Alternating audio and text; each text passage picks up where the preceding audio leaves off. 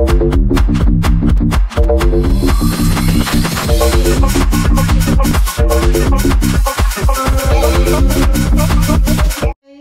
it's me again, Leah Williams from Danali TV. Welcome to my kitchen. Welcome to Inday Leah's Kitchen.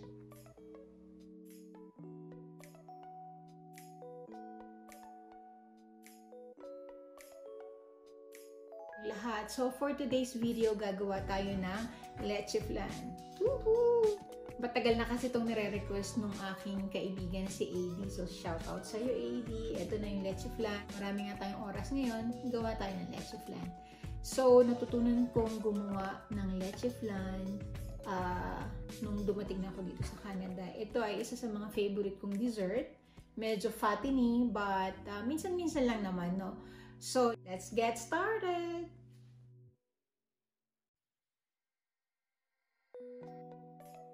For our ingredients, we need 10 egg yolks, sugar, lemon, pinch of salt, vanilla extract, condensed milk, and evaporated milk.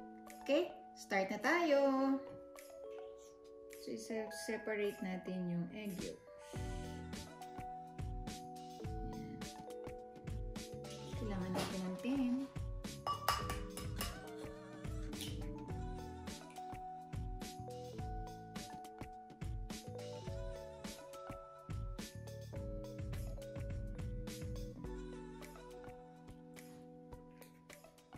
So, eto na yung 10 egg yolks natin. So, whisk lang natin.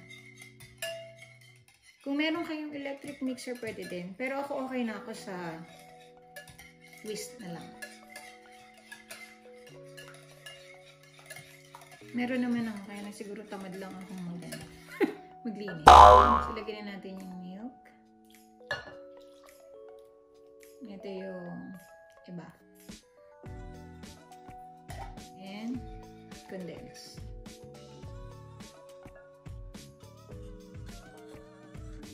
So, lagyan ko siya ng vanilla extract. Vanilla na lang. Tansyahin nyo na lang. Konti lang.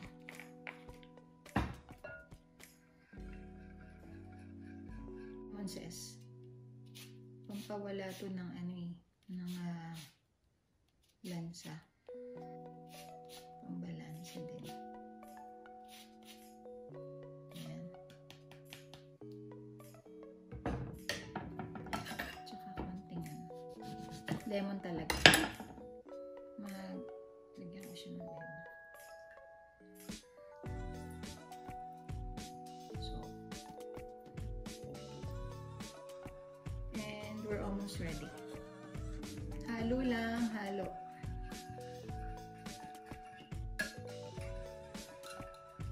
So, gawa na tayo yung pinaka-arnibal niya.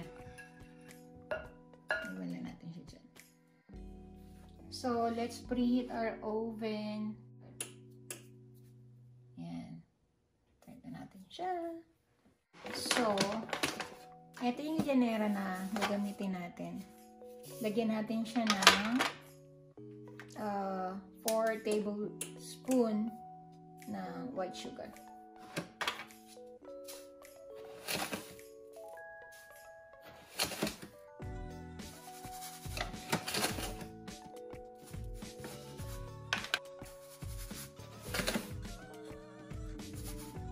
So, dito na natin siya i-melt yung sugar dito sa stove.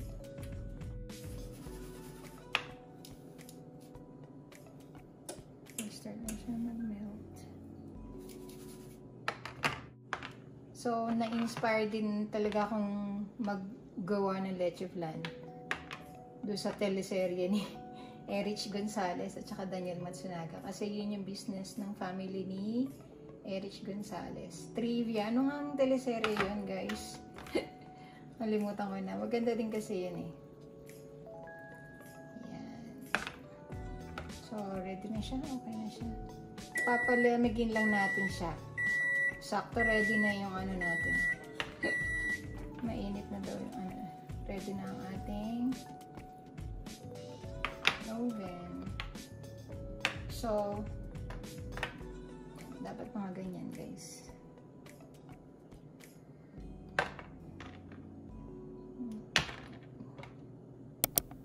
Palamigin lang natin siya. So, tapos na natin i-prepare yung sugar. Nag-cool down na rin siya. Tapos, naka-preheat na yung oven natin sa 350 degrees. Okay? Tapos, yung ating mixture, ilalagay na natin siya dito. But, kailangan natin ng strainer.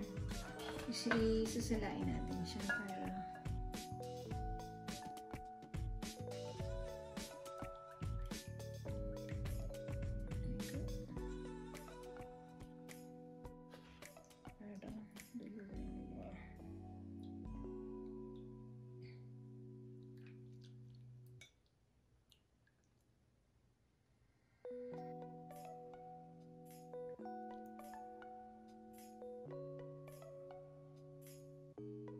so, hatiin lang natin siya.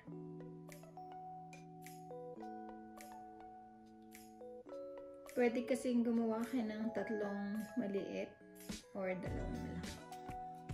Pwedeng tatlong malaki din. Kaya lang, medyo manipis na siya. Ito naman kasi, pang bahay lang. So, carry lang yan. Well, it's your kitchen, it's your way, it's your rules.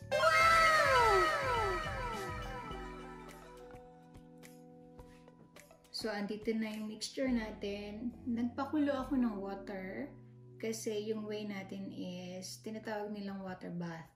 So, nalagyan natin siya ng hot water, yung mga half nung llanera. Dahan-dahan guys kasi mainit na yung oven. And then, saka ko siya lalagyan ng water.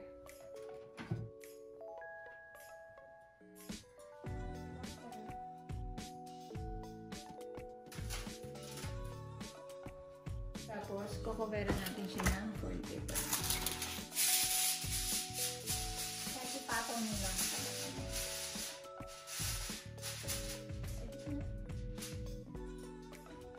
And then, set natin yung timer natin ng 50 minutes. Okay? We have 50 minutes to wait. And then, ipapacool down natin siya, saka natin siya isa-serve. Okay. A few moments later. So, after 50 minutes, ayan na siya. Ayan. So, i-cool down lang muna natin siya. The next day. Good morning, guys! So, it's tikiman time. Nakatas ko lang mag-breakfast kasi kagabi ko ito ginawa. So, ngayon natin siya titikman. Tikman na natin siya.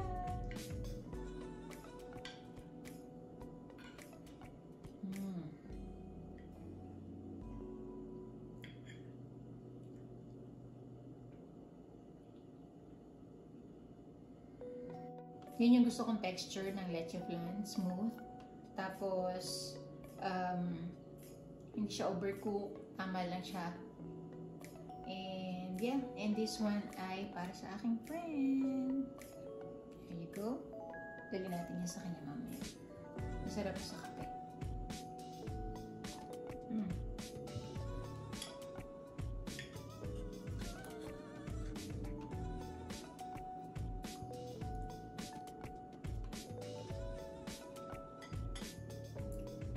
Hindi siya ganun katamis. Sakto siya. Nakatulog yung lemon at saka yung lemon zest. Which is good. Okay? Thank you guys. Sana nagustuhan niyo yung video ko. Like, comment, and share. Kapag di ka pa nakaka-subscribe, subscribe to our channel. And hit the notification bell para updated ka sa mga bago naming uploads. Thank you guys. Have a good one. Continue to spread the good vibes. Always smile and be a blessing wherever you are. Tunan kong mag-leche